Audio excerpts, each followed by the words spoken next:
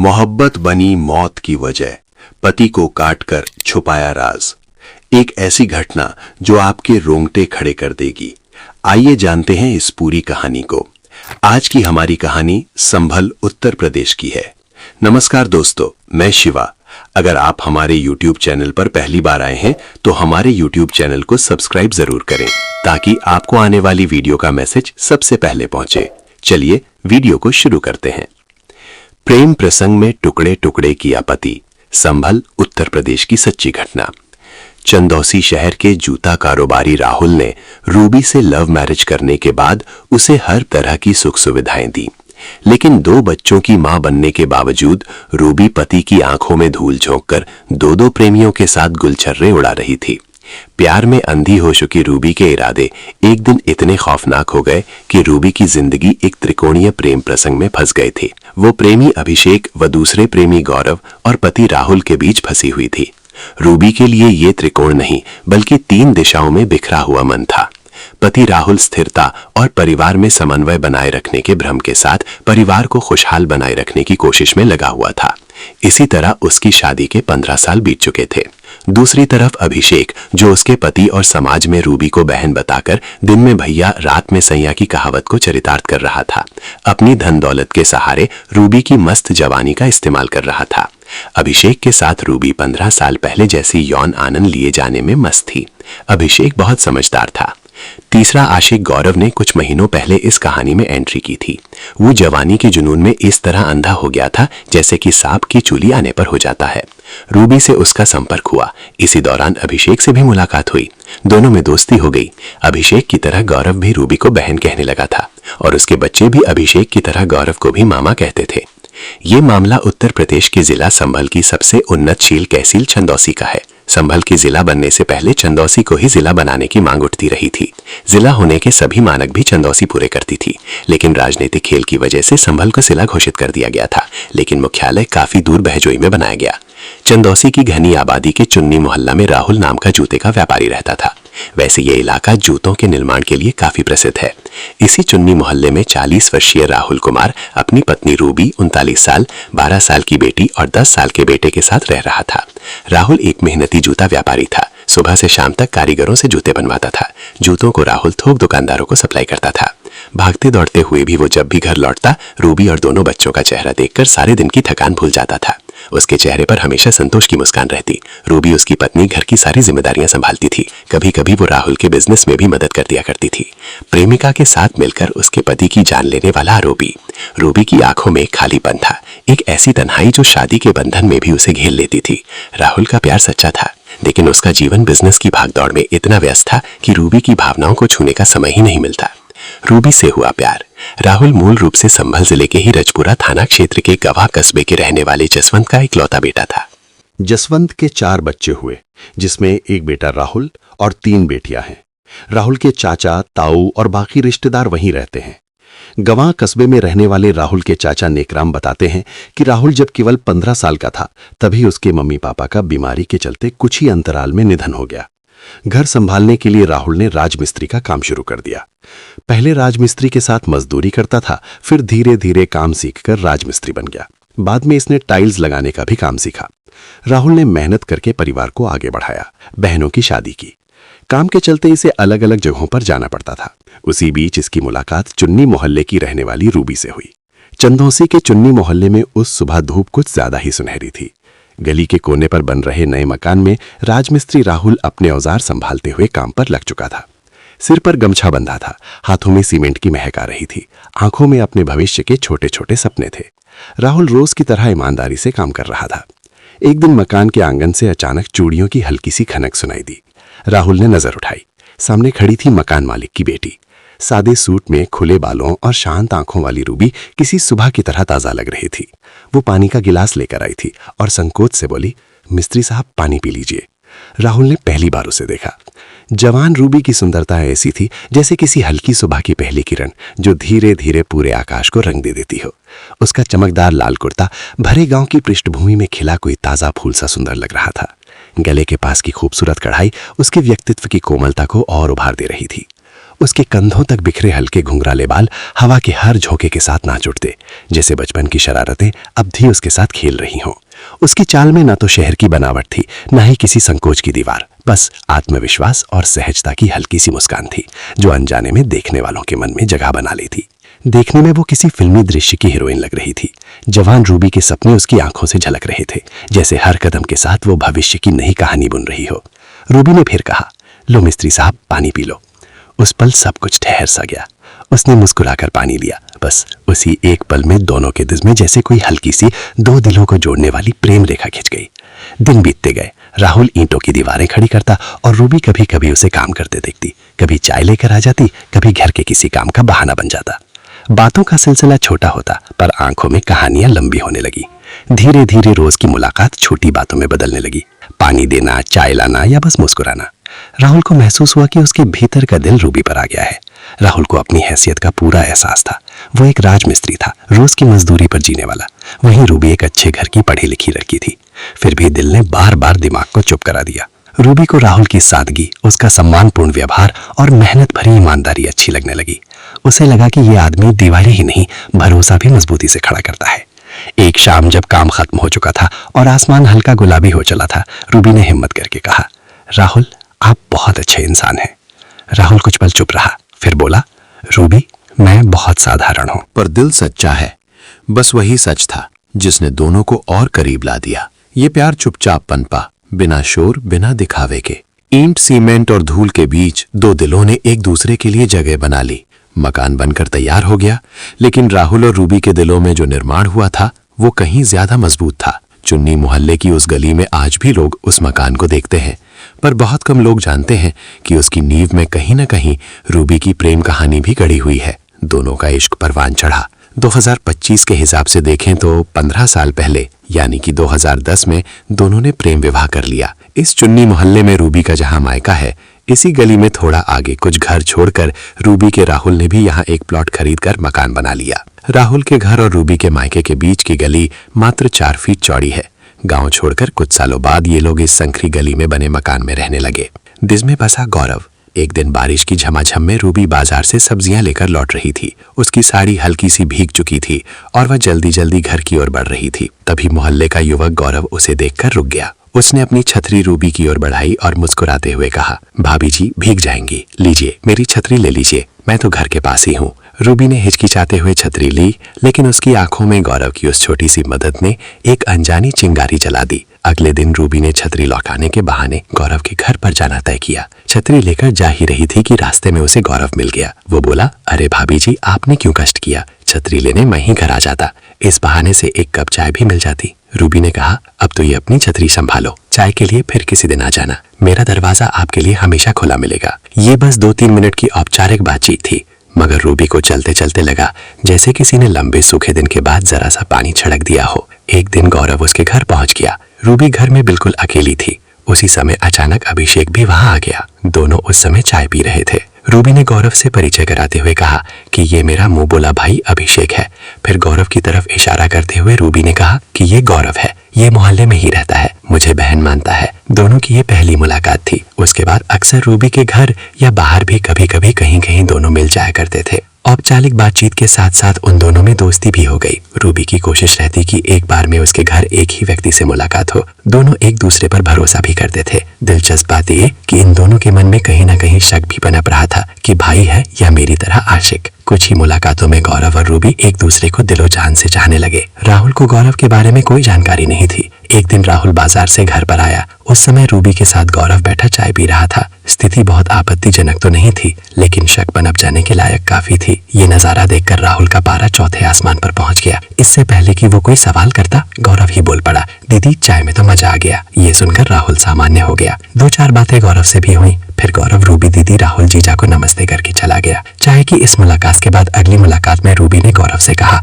कि उस दिन तुम्हारा स्टेप शानदार रहा, जिससे राहुल का गुस्सा शांत हो गया, नहीं तो ये हमारे बीच का प्यार परवान नहीं चढ़ पाता। धीरे धीरे गौरव उसकी दिनचर्या का हिस्सा बनने लगा। वह पूछता, भैया की दुकानदारी कैसी चल रही है?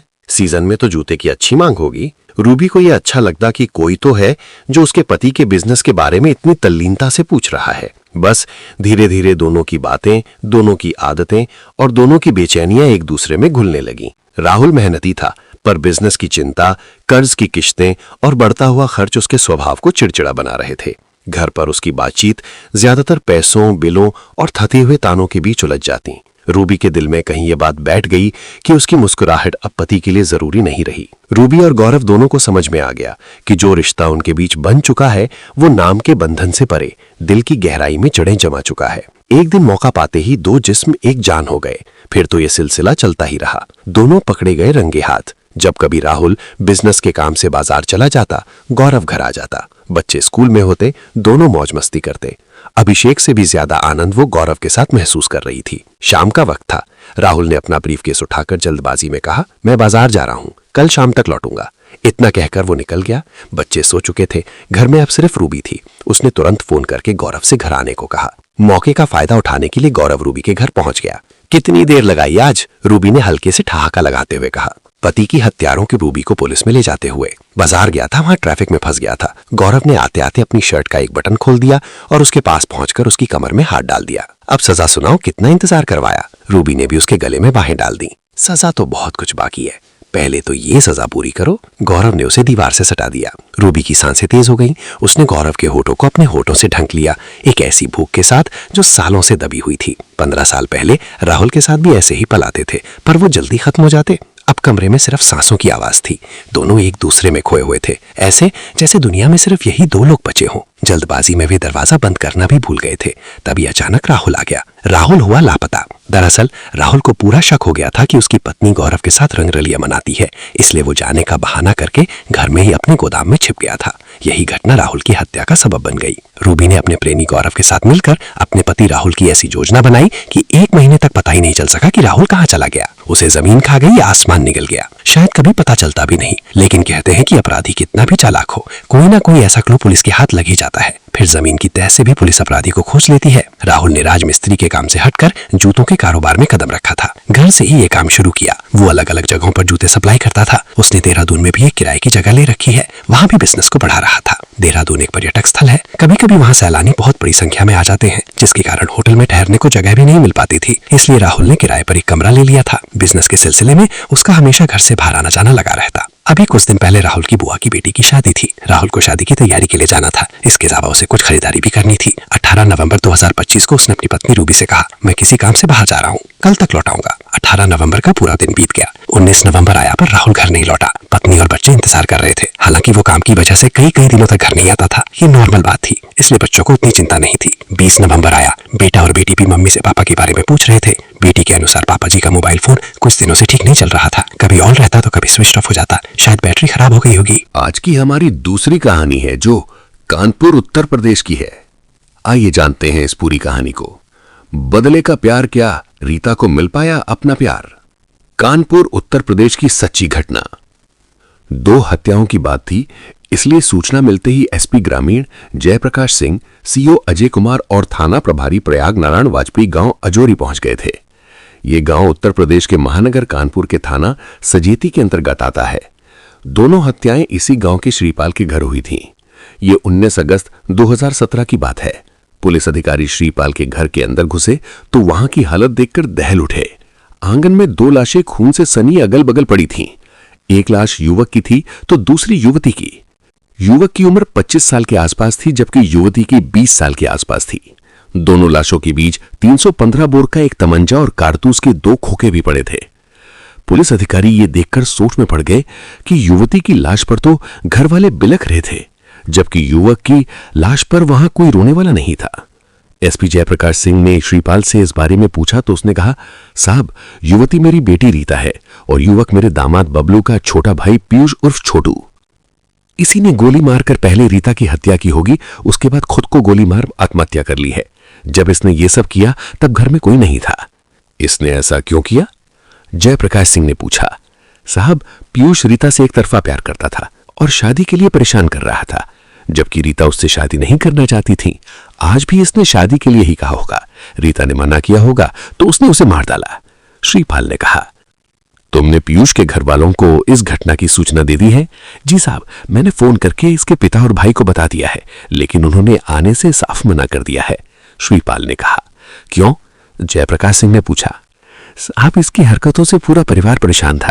ये घर वालों से रीता से शादी कराने के लिए कहता था, शराब पीकर झगड़ा करता था, इसलिए घर वाले इससे त्रस्त थे। यही वजह है कि इसकी मौत की खबर पाकर भी कोई आने को तैयार नहीं है। इसके बाद सीओ अजय कुमार ने पीयूष के पिता विश्वंभर को फोन किया तो उसने कहा, साहब, मिट्टी का तेल डालकर आप उसकी लाश को जला दीजिए। उसने जो किया है उससे मैं किसी को मुंह दिखाने लायक नहीं रहा। अब मैं उसका मुंह नहीं देखना चाहता। इसके बाद अजय कुमार ने उसके बड़े भाई बबलू को फोन किया तो उसने भी ये कहकर आने से मना कर दिया कि उसकी हरकतों से परेशान होकर उसने तो पहले ही उससे संबंध खत्म कर लिए थे। अब तक फॉरेंसिक टीम आ चुकी थी। उसने अपना काम कर लिया तो थाना प्रभारी प्रयाग नारायण वाजपेयी ने दोनों लाशों का पंचनामा तैयार कर उन्हें पोस्टमार्टम के लिए हैलेट अस्पताल भिजवा दिया। इसके बाद रीता के घर वालों से विस्तार से पूछताछ की गई। इस पूछताछ में जो हत्या की कहानी निकलकर सामने आई वो इस प्रकार थी। कानपुर के कस्बा सजेती से 3 किलोमीटर की दूरी पर सड़क किनारे बसा है गांव अजोरी। इसी गांव में श्रीपाल अपनी पत्नी, 2 बेटियों गुड्डी, रीता और 2 बेटों रविंद्र एवं अरविंद के साथ रहता था। उसके पास खेती की जो जमीन थी उसी की पैदावार से वह अपना गुजर बसर करता था। श्रीपाल की बड़ी बेटी गुड्डी ने 10वीं पास करके पढ़ाई छोड़ दी तो उन्होंने कानपुर के थाना 9 बस्ता के मोहल्ला मच्छरिया के रहने वाले विश्वंभर के बेटे बबलू से उसका विवाह कर दिया। विश्वंभर का अपना मकान था। भूतल पर किराने की दुकान थी जिसे वो संभालते थे। बबलू नौकरी करता था जबकि उससे छोटा पीयूष ड्राइवर था। पीयूष ट्रक चलाता था। उसे जो भी वेतन मिलता था वो खुद पर ही खर्च करता था। घर वालों को एक पैसा नहीं देता था। हाँ, अगर गुड्डी कुछ कह देती तो वो उसकी फरमाइश पूरी करता था। देवर भाभी में पटती भी खूब थी। दोनों के बीच हंसी मजाक भी खूब होती थी, लेकिन इस हंसी मजाक में दोनों मर्यादाओं का ख्याल जरूर रखते थे। गुड्डी की छोटी बहन रीता बेहद खूबसूरत थी। उसकी इस खूबसूरती में 4 चांद लगाता था उसका स्वभाव। वो अत्यंत सौम्य और मृदुभाषी थी। जवानी की दहलीज पर उसने कदम रखा तो उसकी खूबसूरती और बढ़ गई। देखने वालों की निगाहें जब उस पर पड़ती, ठहर कर रह जाती। रीता तन मन से जितनी खूबसूरत थी उतना ही पढ़ने में भी तेज थी। इस समय वो बीए फाइनल ईयर में पढ़ रही थी। अपने स्वभाव और पढ़ाई की वजह से रीता माँ बाप की ही नहीं, भाइयों की भी आंखों का तारा थी। पीयूष जब कभी भाई की ससुराल जाता, उसकी नजरें रीता पर ही जमी रहती। मौका मिलने पर वो उससे हंसी मजाक और छेड़छाड़ भी कर लेता था। जीजा साली का रिश्ता होने की वजह से रीता ज्यादा विरोध भी नहीं करती थी, शर्मा कर आंखें झुका लेती थी। इससे पीयूष को लगता था कि रीता उसमें दिलचस्पी ले रही है। इसी साल जून महीने की एक तपती दोपहर को पीयूष ट्रक लेकर हमीरपुर जा रहा था। घाटमपुर कस्बा पार करते ही उसका ट्रक खराब हो गया। उसने ट्रक खलासी के हवाले किया और खुद आराम करने की गरज से भाई की ससुराल पहुंच गया। संयोग से उस समय रीता घर में अकेली थी। छोटे जीजा को देखकर रीता ने मुस्कुराते हुए पूछा, आप चाय पिएंगे या शरबत?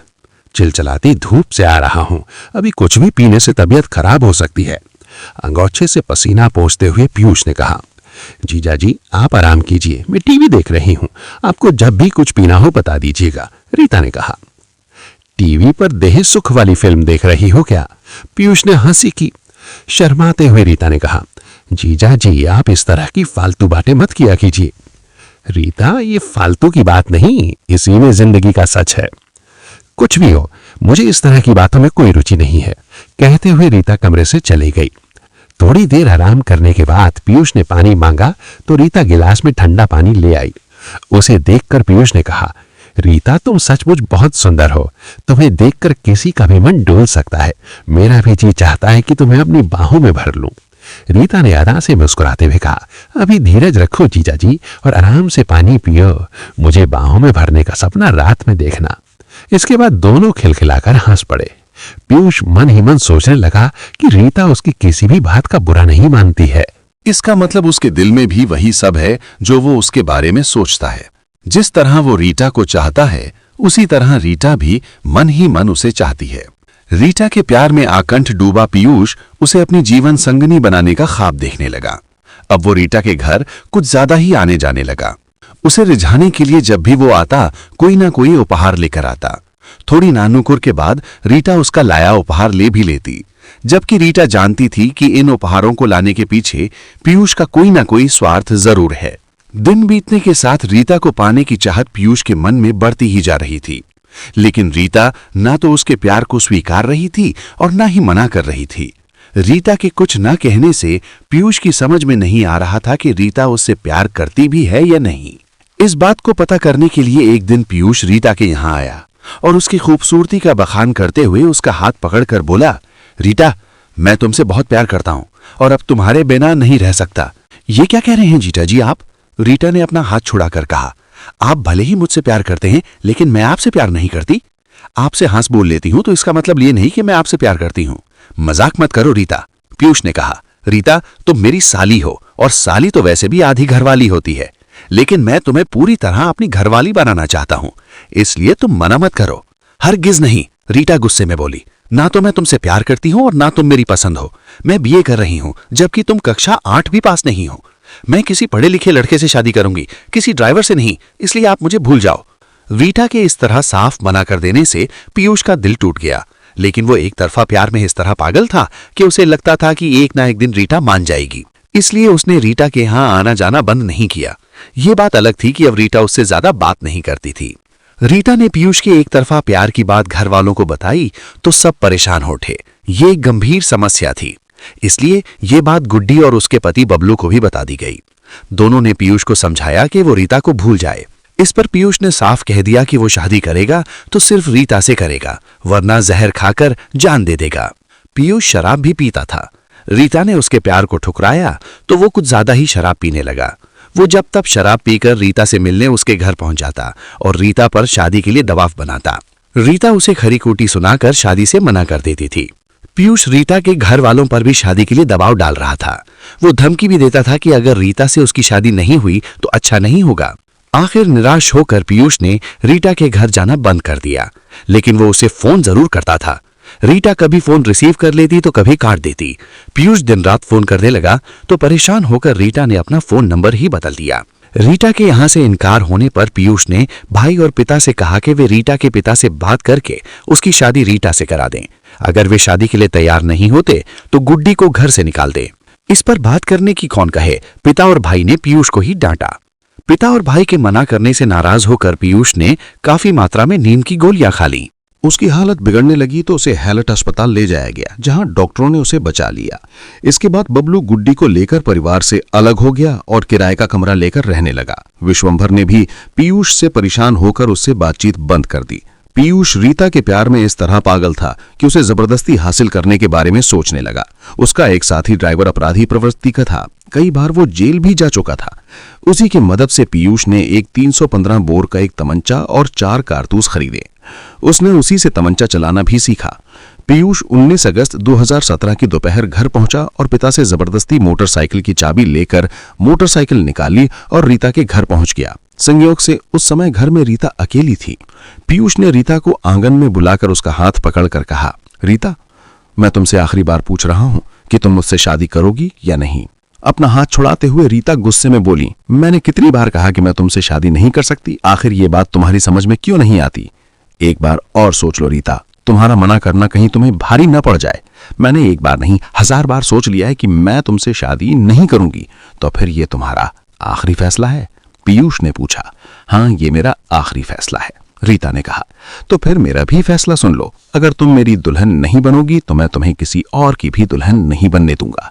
कहकर पीयूष ने कमर में खोसा तमंचा निकाला और रीता के सीने पर फायर कर दिया। गोली लगते ही रीता जमीन पर गिरी और तड़पकर मर गई। रीता की हत्या करने के बाद पीयूष ने अपनी भी गर्दन पर तमंचा सटाकर गोली चला दी। गोली उसके सिर को भेदती हुई उस पार निकल गई। कुछ देर तड़पने के बाद उसने भी दम तोड़ दिया। गोली चलने की आवाज सुनकर आस पड़ोस वाले श्रीपाल के घर पहुंचे तो आंगन में 2-2 लाशें देखकर दहल उठे। पूरे गांव में शोर मच गया। श्रीपाल घर पहुंचे तो रीता के साथ पीयूष की लाश देखकर समझ गए कि पीयूष ने रीता की हत्या करके आत्महत्या कर ली है। इसके बाद उन्होंने पुलिस को सूचना दे दी। पीयूष के घर वाले पुलिस के कहने के बाद भी उसकी लाश लेने नहीं आए तो पुलिस ने रीता की लाश के साथ पीयूष की लाश को भी श्रीपाल के हवाले कर दिया। मजबूरी में श्रीपाल को बेटी की लाश के साथ पीयूष का अंतिम संस्कार करना पड़ा। थाना सजीती पुलिस ने इस मामले में रिपोर्ट तो दर्ज की, पर आरोपी द्वारा आत्महत्या कर लेने से फाइल बंद कर दी।